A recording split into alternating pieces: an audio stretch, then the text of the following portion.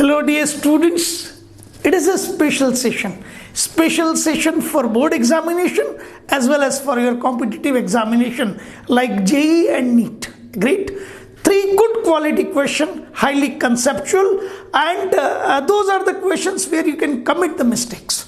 So these questions will definitely improve your fundamentals. Be ready. Question number 1. Name the scalar quantity whose SI unit is volt into meter inverse. So this is SI unit, and SI unit is what? Volt into meter inverse. You can call it as volt per meter.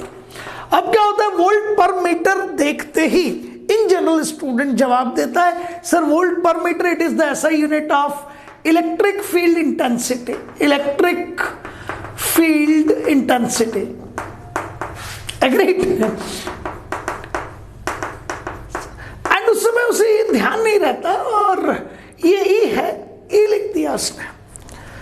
Definite बात है कि electric field intensity का SI system में unit volt per metre होता है और ये ई नहीं है, बेसिकली आपका ई वेक्टर है because electric field intensity is a vector quantity. अब क्वेश्चन को जब गलत हो जाता है तब हम रीरीड करते हैं. नेम द क्वांटिटी थोड़ी था यार, name the scalar quantity. Agreed. तो ये आंसर तो डेफिनेटली गलत है ना. क्यों? मुझे ये पता है कि इलेक्ट्रिक फील्ड इंटेंसिटी का यूनिट वोल्ट पर मीटर है और वोल्ट पर मीटर जिस क्वांटिटी का ऐसा यूनिट है वो डेफिनेटली इलेक्ट्रिक फील्ड इंटेंसिटी है, लेकिन ये क्वांटिटी स्केलर नहीं है. ठीक है ना. तो ये बड़ी गलती मत कीजिएगा, दिस इज रॉन्ग. अब मुझे कौन सी क्वांटिटी चाहिए, तो मुझे कहा वोल्ट पर मीटर भी होना चाहिए और क्वांटिटी स्केलर होनी चाहिए.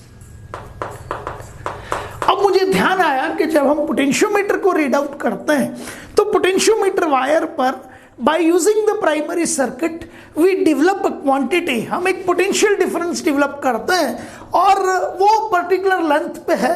तब हमने एक quantity पढ़ी थी that is potential gradient.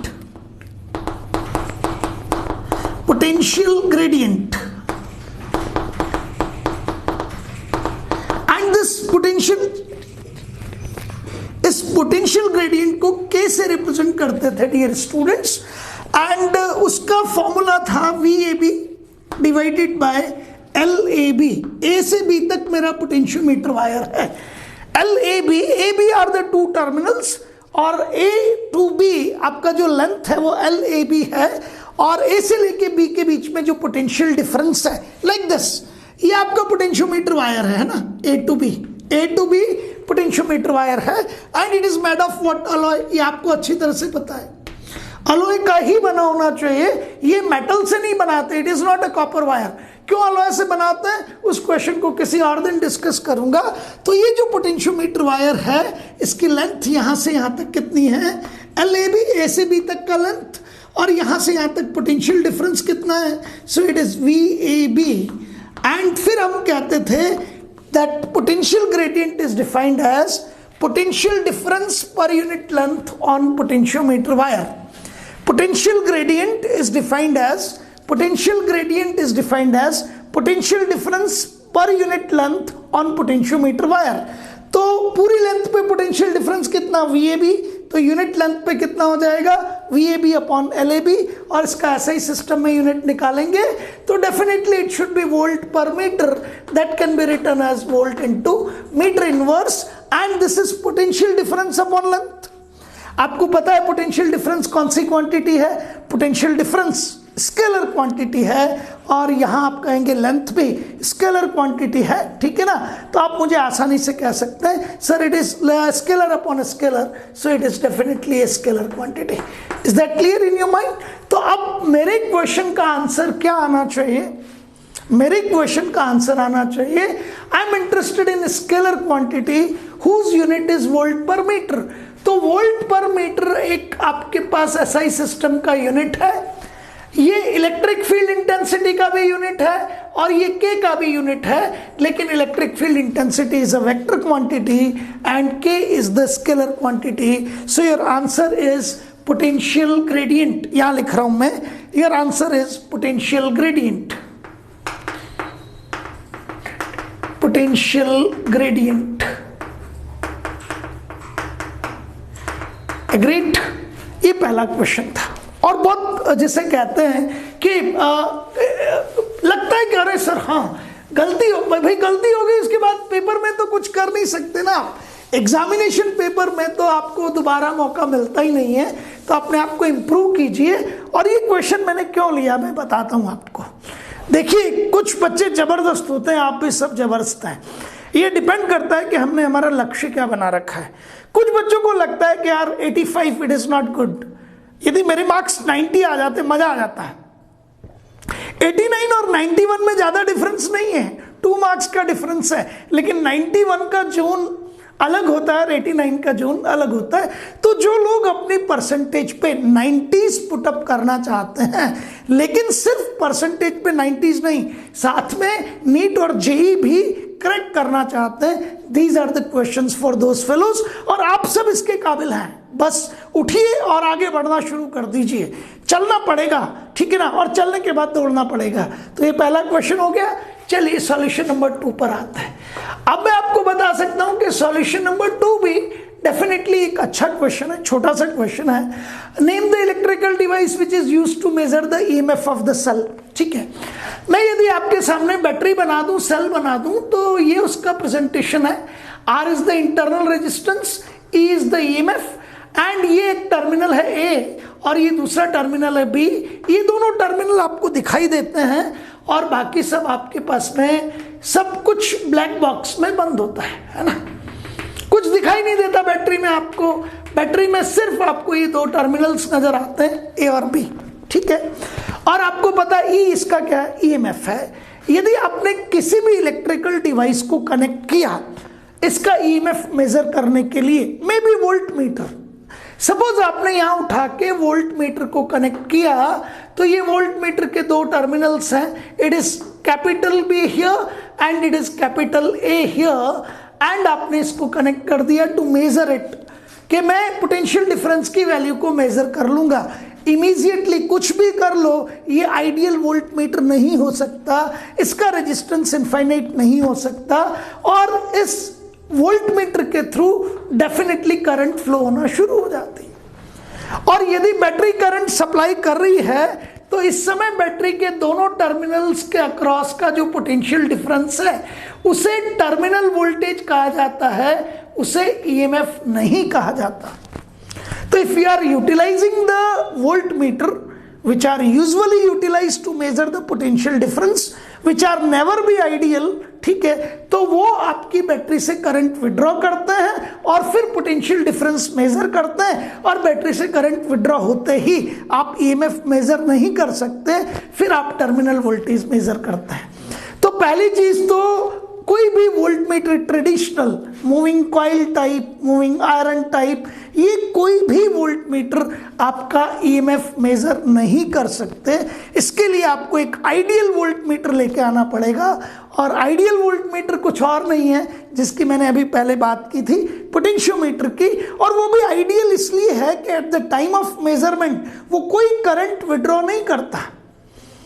तो जब कोई करंट फ्लो ही नहीं हो रही, इसका मतलब यहां पर रेजिस्टेंस कितना है। यदि मैं आइडियल वोल्ट मीटर लेके आ जाऊं तो उसका रेजिस्टेंस कितना है आपके पास में, it is exactly equals to infinite, it is infinite. बिल्कुल, ये मैथ्स वाले लोग थोड़ा सा ये कहेंगे sir tending towards infinite, I agreed, but it is a open switch. Infinite in electrical sense it is a open switch, और फिर आप आसानी से ई को मेजर कर लेंगे। तो ये आंसर आपके पास आता है that potentiometer is an ideal volt meter. Potentiometer is an ideal voltmeter. Why? Because it never withdraws the current at the time of measurement. Agreed? तो यहां आंसर क्या आ जाएगा आपके सामने, पोटेंशियोमीटर।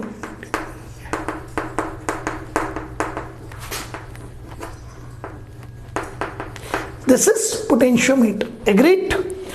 तो ये बात भी आपको समझ आ गई। चलिए मेरा काम हो गया। अब आपका थर्ड क्वेश्चन आता है।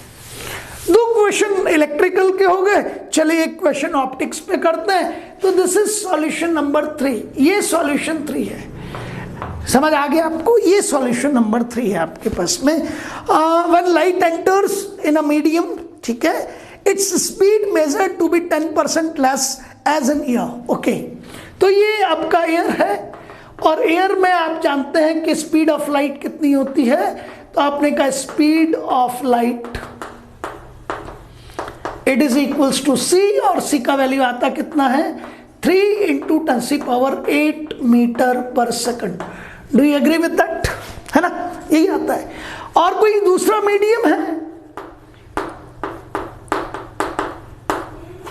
यहां हम स्पीड ऑफ लाइट को लिखते हैं स्पीड ऑफ लाइट, ठीक है, ये इसको लिख दीजिए c subscript m in any medium, ठीक है। और हम रिफ्रैक्टिव इंडेक्स को, refractive index RI of medium, इसे कई बार हम एब्सोल्यूट रिफ्रैक्टिव इंडेक्स भी कहते हैं, RI ऑफ मीडियम। RI का मतलब क्या है जल्दी बताइए मुझे? रिफ्रैक्टिव इंडेक्स, रिफ्रैक्टिव इंडेक्स, कई बार इसे लिख देते हैं ARI, एब्सोल्यूट रिफ्रैक्टिव इंडेक्स। पूरा नहीं लिख रहा हूं डियर स्टूडेंट्स, है ना। RI means refractive index of the medium, और जब भी मैं सिर्फ रिफ्रैक्टिव इंडेक्स बोलता हूं it is absolute refractive index represented by mu, represented by mu, and this mu will be equals to what? C speed of light in a medium, no, speed of light in air divided by speed of light in medium, ठीक है, confusions नहीं होने चाहिए कभी भी। What is absolute refractive index of the medium or refractive index of the medium? Refractive index of medium, it is simply equals to what? It is simply equals to mu, that will be equals to what? That will be equals to speed of light in air divided by speed of light in medium। चलिए, ये कह रहा है when light enters in a medium its speed is measured to be 10% less as in air। अब 10% less है, ठीक है ना, 10% कम हो गई है। तो आपने कहा sir speed of light in air कितना होता है c, इसका 10% ले लो, 10% ऑफ c, ध्यान से देखिएगा। तो 10% ऑफ c आप जानते हैं अच्छी तरीके से, 10/100 मीन्स 1/10, ये हो गया 0.1 c। तो आपके पास स्पीड जो है 10% लेस हो जाती है, c में से 0.1 c कम हो जाता है, तो it is c minus 0.1 c, that will be equals to 0.9 c। This is the value of speed of light in medium, c subscript m, c subscript m, speed of light in medium, c subscript m, speed of light in medium। 10% less हो गया, means c minus 0.1 c, that is equals to 0.9 c। बस formula लगा दीजिए।